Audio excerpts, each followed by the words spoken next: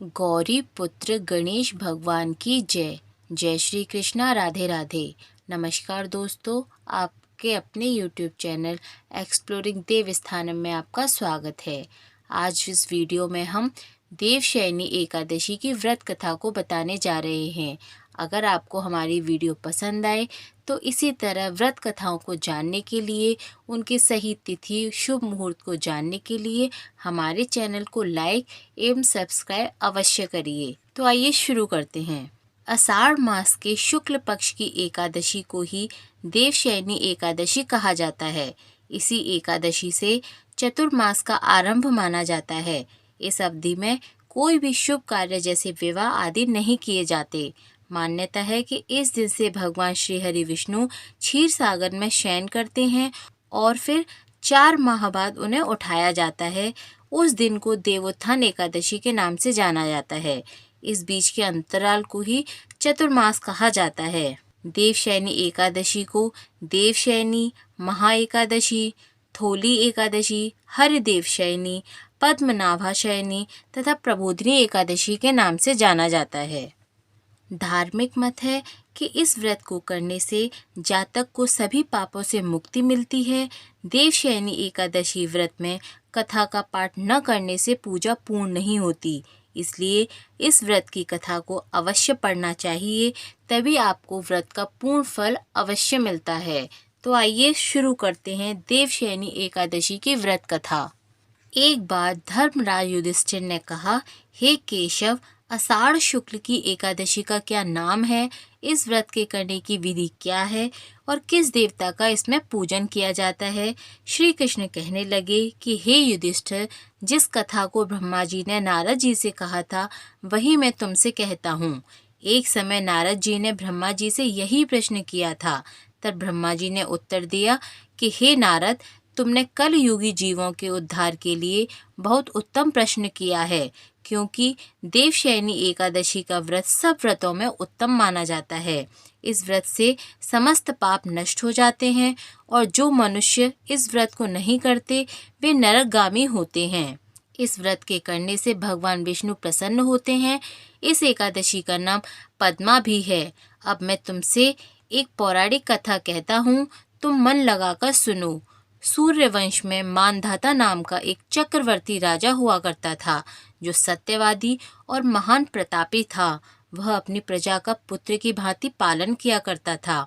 उसकी सारी प्रजा धन धान्य से परिपूर्ण और सुखी थी। उसके राज्य में कभी भी अकाल नहीं पड़ता था।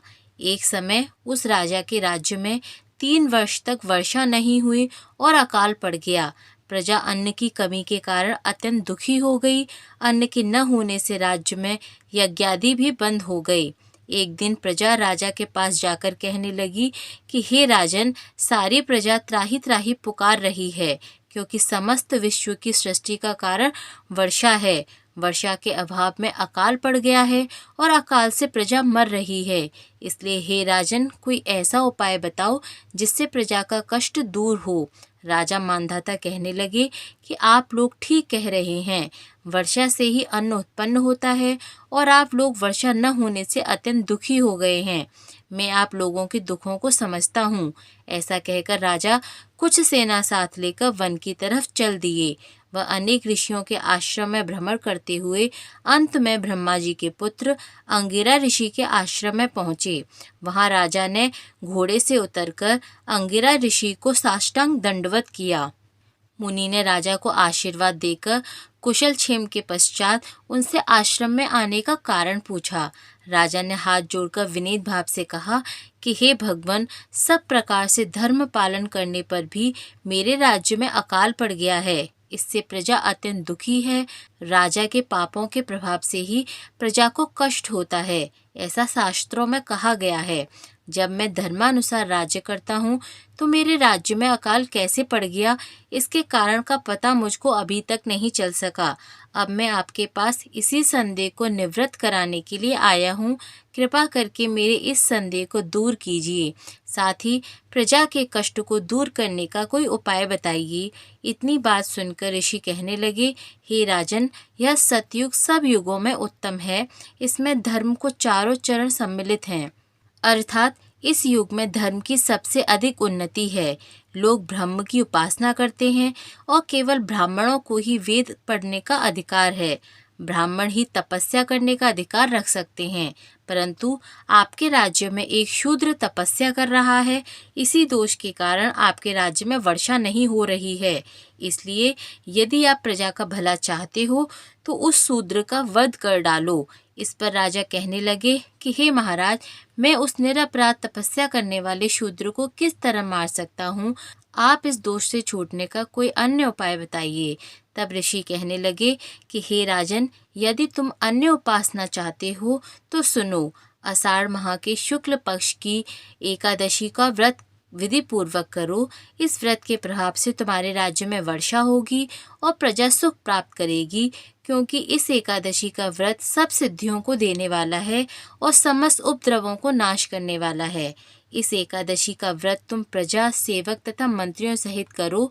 मुनि के इस वचन को सुनकर राजा अपने नगर को वापस आए और उसने विधि पूर्वक देवशयनी एकादशी का व्रत किया। उस व्रत के प्रभाव से वर्षा हुई और प्रजा को सुख पहुंचा। अतः इस मास की एकादशी का व्रत सब मनुष्यों को करना चाहिए। यह व्रत इस लोक में भोग और परलोक में मुक्ति देने वाला है। इस कथा को पढ़ने और सुनने से मनुष्य के समस्त पापों का नाश होता है। इसलिए प्रत्येक व्यक्ति को देवशयनी एकादशी के दिन इस कथा का पाठ व श्रवण अवश्य करना चाहिए। बोलिए लक्ष्मीपति भगवान श्री नारायण की जय। माँ लक्ष्मी जी की जय। आइए अब शुरू करते हैं एकादशी के दिन पढ़ी जाने वाली भगवान विष्णु की एक अन्य कथा। यौगिक कथाओं में कई ऐसी कहानियां हैं जिनमें बताया गया है कि शिव की करुणा कोई भेदभाव नहीं करती और वे किसी की इच्छा पर बच्चों की तरह भोलापन दिखाते हैं। एक बार गजेंद्र नामक एक असुर था। गजेंद्र ने बहुत तप किया और शिव से यह वरदान पाया कि जब भी वह उन्हें पुकारेगा शिव को आना होगा। त्रिलोकों के सदा शरारती ऋषि नारद ने देखा कि गजेंद्र हर छोटी छोटी बात के लिए शिव को पुकार लेता है, तो उन्होंने गजेंद्र के साथ एक चाल चली। उन्होंने गजेंद्र से कहा, तुम शिव को बार बार क्यों बुलाते हो? वह तुम्हारी हर पुकार पे आ जाते हैं। क्यों नहीं तुम उनसे कहते कि वह तुम्हारे अंदर आ जाएं और वहीं रहें, जिससे वह हमेशा तुम्हारे अंदर रहेंगे। गजेंद्र को यह बात अच्छी लगी और फिर उसने शिव की पूजा की। जब शिव उनके सामने प्रकट हुए तो वह बोला, आपको मेरे अंदर रहना होगा, आप कहीं मत जाइए। शिव अपने भोलेपन में एक लिंग के रूप में गजेंद्र में प्रवेश कर गए और वहीं रहने लगे। फिर जैसे जैसे समय बीता, पूरा ब्रह्मांड शिव की कमी को महसूस कर रहा था। कोई नहीं जानता था कि वह कहाँ हैं। सभी देव और गण शिव को खोजने लगे। काफी खोजने के बाद जब कोई यह पता नहीं लगा पाया कि वह कहाँ हैं, तो वे हल ढूंढने के लिए विष्णु भगवान के पास गए। विष्णु भगवान ने यह स्थिति देखी और कहा, वह गजेंद्र के अंदर हैं। फिर देवों ने उनसे पूछा कि वे शिव को गजेंद्र के अंदर से कैसे निकाल सकते हैं, क्योंकि गजेंद्र शिव को अपने अंदर रखकर अमर हो गया था। हमेशा की तरह विष्णु भगवान सही चाल लेकर आए। देवगण शिव भक्तों का रूप धरकर गजेंद्र के राज्य में गए और बहुत भक्ति के साथ शिव की स्तुति गान करने लगे। शिव का महान भक्त होने के कारण गजेंद्र ने इन लोगों को अपने दरबार में आकर गाने और नाचने का न्योता दिया। शिव भक्तों के वेश में देवों का यह दल आया और बहुत भावनाओं के कारण बहुत भक्ति पूर्वक वे शिव के लिए भक्तिगान गाने और नाचने लगे। शिव जो गजेंद्र के अंदर बैठे हुए थे, वह खुद को रोक नहीं सकते थे। उन्हें जवाब देना ही था, तो वह गजेंद्र के टुकड़े करके उनसे बाहर निकल गए। विष्णु भगवान की यह लीला देखकर सभी देवगण और सभा में उपस्थित सभी लोग उनका गुणगान करने लगे। बोलिए लक्ष्मीपति भगवान श्री नारायण की जय। माँ लक्ष्मी जी की जय। भोलेनाथ की जय।